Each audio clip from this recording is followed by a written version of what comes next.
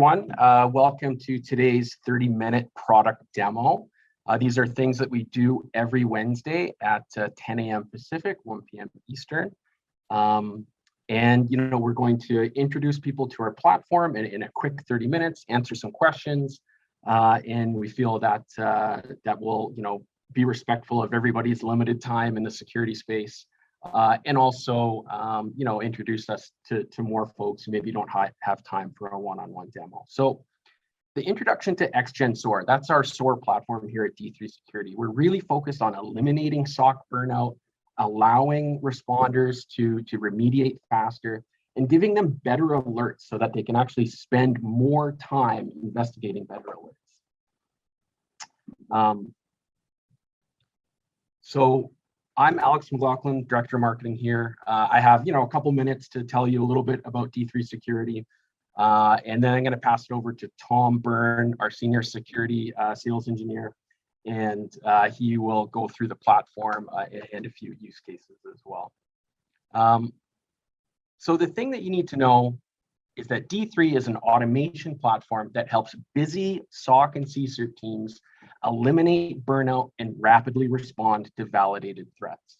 We're very focused on trying to solve the main problem in security, which is it's still hard. There's a huge rate of false positives, and sophisticated attackers are using stealthy threats to sort of get through this barrage of alerts, and you need to obviously be able to shine a light on threats that are serious, and not tie up your responders with benign or false positive events. So that's what we're very focused on here at D3. And so why do security teams choose D3? Well, like I said, we're laser focused on reducing burnout, preventing false positives. We have a very easy, fully codeless automation platform, provides end-to-end codeless playbooks, over 500 integrations, really puts the power to automate in the security team's hands. No software engineers are required to run D3. And we have a premium feature set, beautifully integrated analytics and dashboards, playbook editor, investigation case management, reporting, MITRE attack monitor. It's a premium feature set, very comprehensive, but yet it's still quite easy to use. And Tom will show you that today. In terms of the customers, that we work with, we work with mega enterprises, Fortune 10s, across industries, Fortune 1000 organizations, multinationals, but also MSSPs and NDR providers. So our product can scale up or down, to suit really any use cases or team size. And D3 is the #1 vendor agnostic SOAR platform. We have hundreds of integrations. We have great relationships with other vendors in the industry, and that's largely because we're totally focused on our SOAR platform. We don't have competitive product lines with other vendors, and so our customers love D3 for its ease of use, for its comprehensiveness, but it often goes back to just the quality of integration, the capabilities of the integration, being able to always have updated versions, and the selection of an independent vendor agnostic SOAR platform for SOCs that have a lot of solutions to integrate, is something that our customers continue to do. This is a slide that Tom likes to start his demo on. So I'll pass this over to Tom now to speak to what we call the event pipeline, and also to lead into his demo. I will also say one more thing, and that is you can type your questions in the chat feature. We'll try to get back to them during the demo. Of course, at this point we have only 26 minutes left. So if we're not able to address questions, we'll follow up via email after the demo.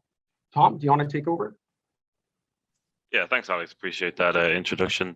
Thank you for everyone for joining today and listening in and looking to find more information about D3.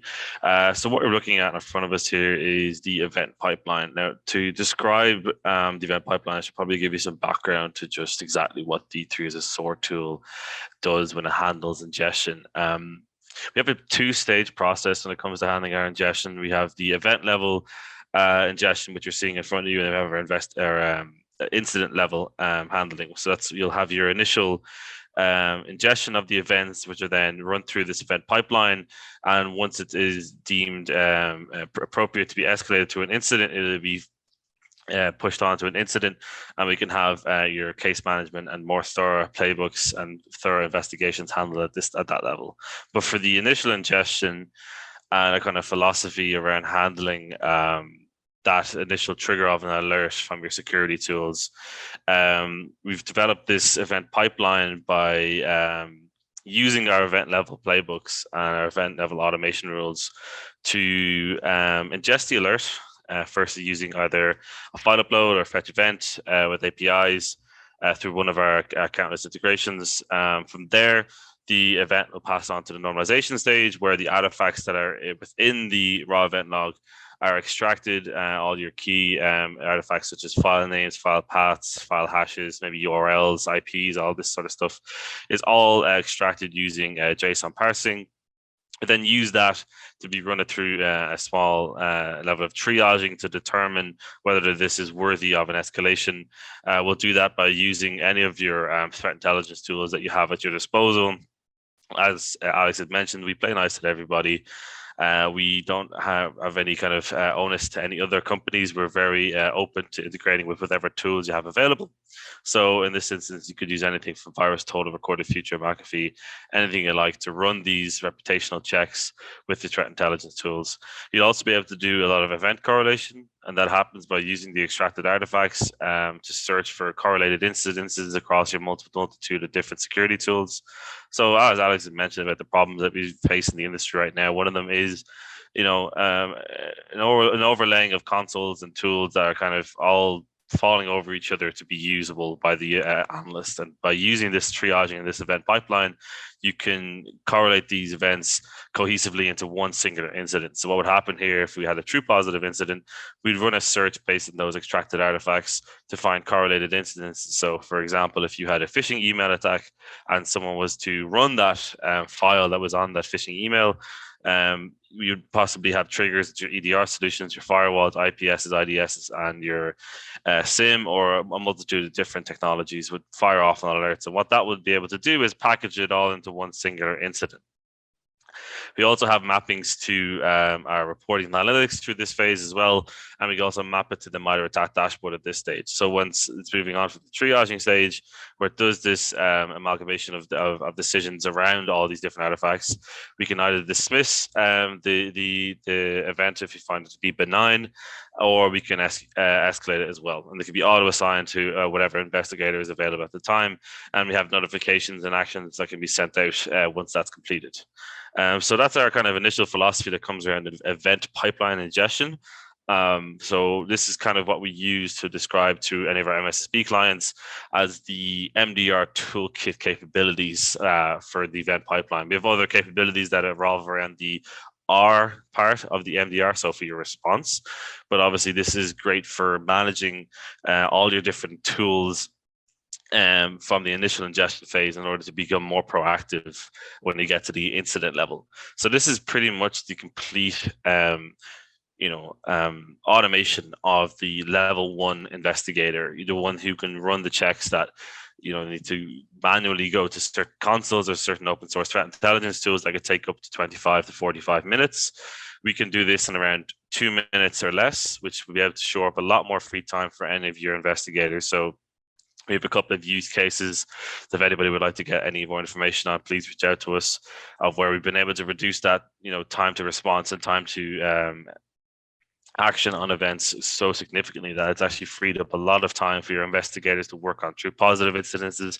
And that's the whole mission really here with D3 as a SOAR platform, is to enable your staff and team to become more proactive and not waste too much time doing these manual tasks that we can pretty much automate entirely with the D3 SOAR tool. So Alex, if it's okay with you, we'd like to move on from here and I'll go into the tool. Yeah, of course. I'll stop sharing and go ahead. Cheers.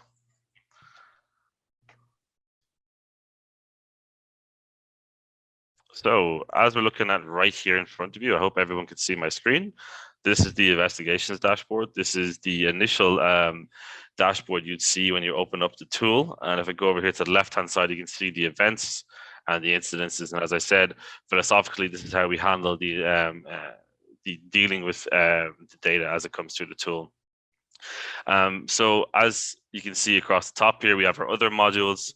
The monitor dashboard, this is for when you, for the monitor attack framework, this is a dashboard showing all tactics and techniques that you would see throughout your environment, as well as any custom ones that you might generate yourself. The configuration dashboard is for your configuration of the integrations for your global lists, for your playbooks, for your event level playbooks, your automation rules, anything to do with the setup of the tool itself will be handled in here. Your reporting analytics, this is for anything to do with KPIs, to do with your investigators, to do with your team overall's performance, to do with what kind of events you're seeing, what kind of event types you're seeing. You can kind of map that out in there, and it's very easily customizable with different widgets and different dashboards, and a lot of pre-made reports as well that you can customize. Over here on the right hand side, we have the user preferences, advanced settings, and any kind of documentation you might need in the tool you can get from here as well, and the notifications as well. Multi-tenancy capabilities are quite important to us at D3. Is one of our big selling points to the MSSP market, and it's something that we think is quite important to highlight with our platform, is how we handle multi-tenancy capabilities. We break up every tenant by site, so you can see here, you can see all internal sites, and there's 3 different sub-sites here as well. So if you're an MSSP, you can bounce around between all your different sites as well. Over here on the left, I was saying we have our investigations dashboard with our events and incidences. You can obviously create your own custom searches by using the filters here on the columns. You can also change your columns as you like. You can change as much columns you like and export these lists out as well. You can also create new incidences up here in the top left-hand corner. So for today's demonstration, I'm going to give a small, quick overview of the tool itself, and just to show you the overall kind of usability of the platform. What we'll do is we'll go through what an incident looks like from ingestion. We'll look at a little bit to do with the incidences and the playbooks, and then if we have time, we might go to the monitor dashboard as well. So we'll go here to this pre-made incident. This is one I usually use when I'm demoing, just to show how ingestion typically works within the tool itself. Bear in mind, everything that I'm showing here can be automated. Just for demo purposes, we'd like to show you how everything goes under the hood. So as I was explaining throughout the event pipeline, we'd have a raw event log, and from there we would pull out the relevant bits of information. So you can see here, URLs, file names, file content, file hashes. This is from the raw event log itself. So obviously, whatever security tool you're using to monitor, or maybe if you're using an inbox or any kind of file that you're needing, once it's uploaded to D3, it actually be formatted into a JSON format, and we use JSON parsing to extract all the relevant information to be able to run these checks on. So you can see here, once I come to the overview section, we have the event details displayed out in front of us. This was all done with JSON parsing. As you can see here, it's pouring out the important data, so the URLs, the email headers, and other relevant bits of information. Once we move over to the artifact behavior portion, this is where you can use that information to run reputational checks on the files that you see in front of you. So you can see here, it's broken out the event into a mapping schema in order to see an overall view of the incident itself. Once we come to the event and correlation, we can actually have these pre-made search conditions set up using those overview extractions to search for other similar events that have happened within your environment. And from here, you can escalate them all at the same time by adding them to the same event and then escalate them to one singular incident. So once you've decided that you're ready to escalate this. You can assign an incident type, add a description, escalation reason, change the severity if you'd like, and assign out a playbook. Now, as I said, typically this would all be done automated. And what you can do is set certain conditions to assign certain incident types, as well as set the severity depending on the level of feedback from your open source threat intelligence tools. So say, for example, if I come to this mapping schema here, you can see that there was a reputational check on this file. We can view the details on that reputational check. And we can see that here that was using virus total, and we can see the time of occurrence this previous file had within the environment, and we can see the reputational risk level it was assigned. And what you can do with that is you can change the risk level when you're escalating it, or change the risk level on the event level as well. So from here, I'll move on to an incident. So once you're designated that is worthy of an escalation to a true positive incident, it'll come into this dashboard here. So say if I am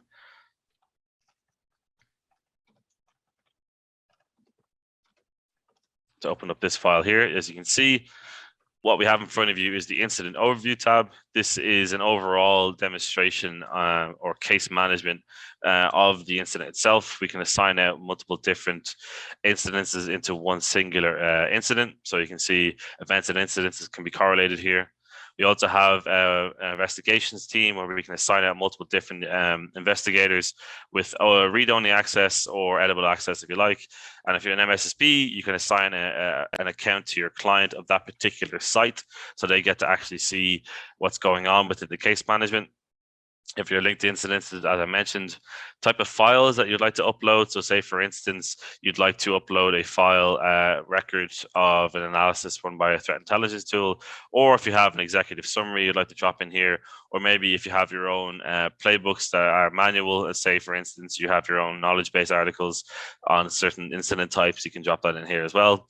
Your notes section is for any notes to do with system updates throughout the playbooks or updates by the actual investigator. And then we have these sections down here that are known as the dynamic fields. Now, dynamic fields are custom made per incident type, and they will correlate with either the playbooks or with manual inputs from the investigators themselves. The idea behind this is to have a place for information to be dropped in by the playbooks themselves. So you can see here the threat name information about the malware that's found here can be dropped in here. You can also get recommended actions back from certain tools. Maybe an EDR solution gives you some feedback about what to do. You can add that information in here as well. Over here on the left, we obviously have conclusions, descriptions, other type of playbooks that were being used, the tactics and techniques that were at play within this investigation.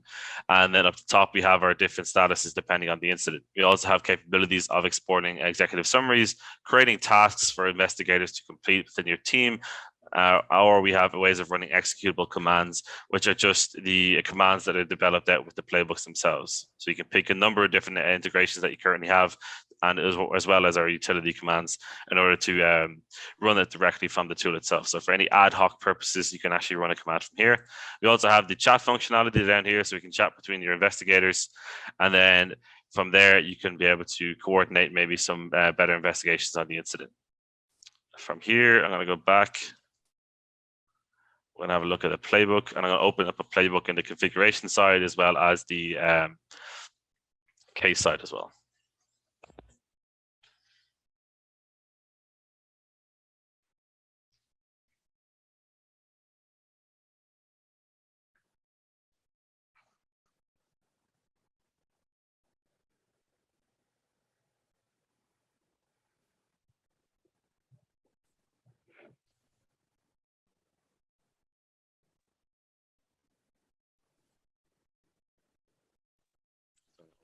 Configuration tab. And we'll come into this incident here. This incident is a playbooking incident, phishing incident. As you can see here, just while we're waiting for this to load, we can see the different dynamic fields that are in play here. So it's obviously custom per incident type. You can see here there's some correlation between the modules that were used within the playbooks in order to receive information back from your threat intelligence tool. So you can see here that we're using recorded future, McAfee, and virus total. And there's a bunch of other stuff you can have in here, such as manual input tasks to be completed by the investigator in order for the incident to be closed out. So I'll open up the playbook that's at play here. So typically, if you're running a phishing playbook, you want to be able to extract the artifacts and then run reputational checks on them. So you can see here from the initial kickoff of this playbook, we're extracting the necessary data, we're checking the email authenticity, and then we're running those checks using these command tasks here. These will be your workhorses throughout the playbook to complete any kind of integration queries or any utility commands that we have at your disposal as well. So this is the configuration side of things. I'm going to move over to the incident playbooks. I'm going to open up that playbook side by side. And you can see here, this is how the configuration side of things look. We have all the access to the playbook tasks and all the integration commands and all our utility commands here as well. So you can drag and drop into the playbooks. It's very easy to configure. There's no code required. It's very easy to simply click on the type of information you'd like to queries that you'd like to use with the relevant bits of information from the incidences. And I'll show you that now in a minute. So you can see here we have, as I said, we're running reputational checks on information that we've gathered from the raw event log. So you can see here at the top, attaching a sandbox. We're using this sandbox query to run a reputational check using the file name. And we'll gather a result from here that we'll use to inform the dynamic field that we looked at in the overview section. So you can see here, return back a risk level of high. And then we'll come to our conditional tasks here. And this is where we start to move into the R portion of the MDR capabilities that we can achieve in MSSPs. This is when we can launch into the space of doing that response for your clients and customers by integrating directly with all their tools, not just their SIMs, in order to run checks. So if we get some feedback here from this sandboxing tool saying that the file name is very, very high risk, we're also getting information from the URL checks that it is very high risk. So we can definitely determine from our conditional tasks and the way we develop our playbooks that it is of high fidelity and this is something that needs to be actioned on. We could then use the commands such as quarantining hosts. We can also block the malicious files on our end devices. We can also block the URLs on our web gateways and our firewalls. So there's a lot of capabilities here. As long as you have that direct integration with your clients, you're actually capable of completing these tasks. It's something that we have to move into within this space, and something we're noticing quite a lot with MSPs within the market. So they must make this decision to move down this road in order to stay relevant with their clientele. So that capability is very easily developed. So if we come here to this portion, we're after blocking a URL on the firewall, but you're kind of wondering, well, how easy is this to configure? All you have to do simply is come to the configuration side of things, to block IP. So say, for instance, we're using Sophos or maybe Palo Alto firewall. All you have to do is simply click here where we'd like to drop in the task and drop it in. Give it a name. And we set up a connector. We want it to be dynamic. We want it to select straight from the incident itself.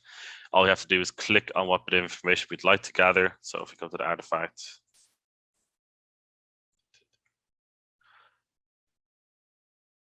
say for instance, we want to gather, say, any random bits of information from here. Say we just want to gather this URL. Say for instance, it's URL rather than IP. We just click on what we would like to use.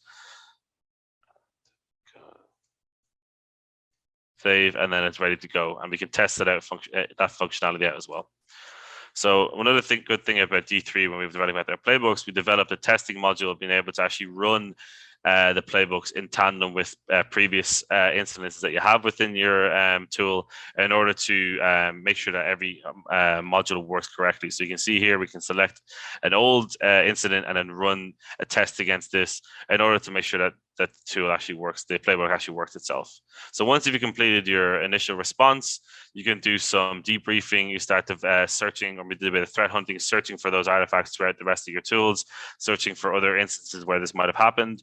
You can then move into the post-incident analysis, maybe generate an event summary, and from there attach that in an email to send out to your clients.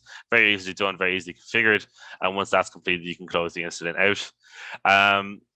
I'm wary of our time here, so I'm just going to move along to the end of the incident analysis here. You can see we have the command center for keeping record of every action taken throughout the incident, and what's pretty important for audit reasons as well.